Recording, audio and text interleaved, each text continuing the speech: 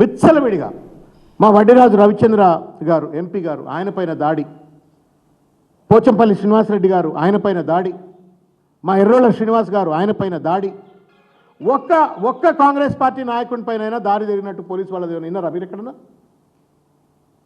నెత్తి మీద ఎవరు పెట్టుకొని మొత్తుకుంటా ఉన్నాం, బోగస్ ఓటింగ్ చేయిస్తున్నారు నాయన మీరు ఆపండి అంటే లేదు లేదు లేదు మీరు 100 మీటర్ల అవతల ఉండాలా, వాళ్ళేమో బోగస్ ఓటర్లను తీసుకొచ్చి లోపల పెడతారు. ఫేక్ ఐడి కార్డ్స్ పట్టుకొని వస్తూ ఉన్నారు లోపలికి. ఫేక్ ఐడి కార్డ్స్ చెక్ చేయండి అయ్యా, చెకింగ్ లేదు పికింగ్ లేదు. బూత్లో కూర్చున్న ఏజెంట్లను तुम्हारे टांग तोड़ देते, हाथ पांव काट देते, 5 बजे के बाद आप लोग घर में रहते ना तो दब देख लेंगे. ఇట్లా బెదిరిస్తున్నారు.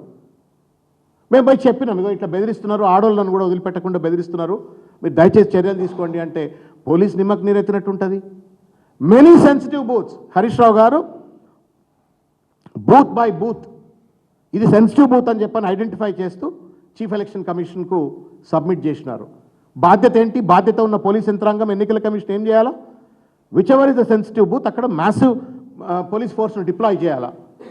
నువ్వు మ్యాసివ్ ఫోర్స్ డిప్లాయ్ చేయమంటావా అని చెప్పని స్కాంటీ ఫోర్స్ను అక్కడ కనీసం 4-5 పోలీసులు కూడా పెట్టినటువంటి పరిస్థితి.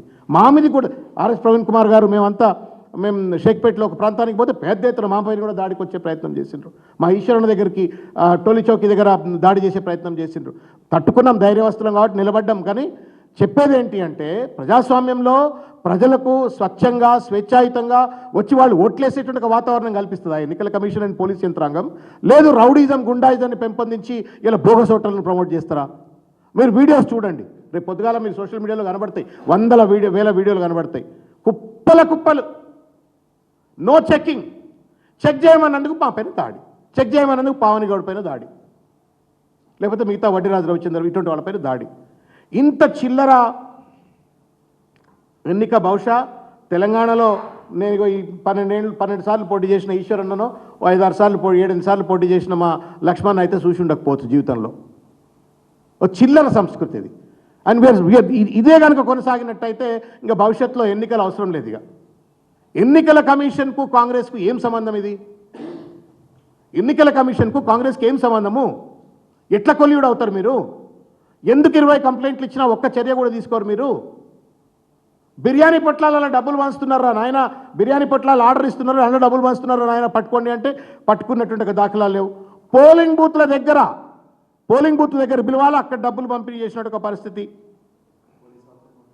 ఒక్క పోలీస్ ఆఫీసర్ని ట్రాన్స్ఫర్ చేయలే. మేము స్పెసిఫిక్గా ఈ పోలీస్ స్టేషన్, ఈఎస్ఐ, ఈసీఐ, ఈ టాస్క్ ఫోర్స్ ఆఫీసర్, ఈ ఏసీపీ అని చెప్పని పేర్లతో ఇచ్చినాం.